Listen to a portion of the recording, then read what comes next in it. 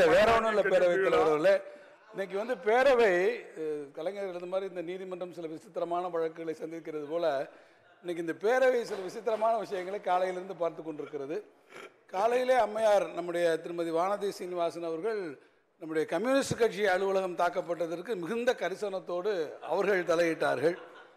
அடுத்து பார்த்தீங்கன்னா நம்ம கம்யூனிஸ்ட் கட்சியினுடைய மார்க்சிஸ்ட் கம்யூனிஸ்ட் கட்சியினுடைய தலைவர்கள் பேசுகிற போது கால் மார்க்ஸ் அவங்கெல்லாம் ஒரு பக்கம் இருந்தாலும் வீரத்துறவி விவேகானந்தர் இன்னைக்கு அவர் எடுத்துக்கிட்டு அவர் வந்து இன்னைக்கு அதை பற்றி பேசினார். இப்போ வந்து எல்லாத்துக்கு மேலே பாரதிய ஜனதா கட்சியுடைய உறுப்பினர் என்ன நவீனா நாகேந்திரன் பேசி உடனே காங்கிரஸ் கட்சியுடைய உறுப்பினர் நம்முடைய தாரக் அத்பட் அவர்கள் பலமாக கைதட்டுகிறார். இன்னைக்கு என்ன நடந்து கொண்டு இருக்கிறது நம்முடைய சட்டசபையில்? இல்ல ராஜேஷ்குமார் அந்த கேள்விக்கு நல்ல பதில்களை சொல்லணும் அப்படின்னு என்னமோ நடக்குது, மர்மமாக இருக்குது என்பதுதான் காலையிலிருந்து நான் பார்த்து கொண்டிருக்கிறேன் என்பதுதான் தெரியவில்லை.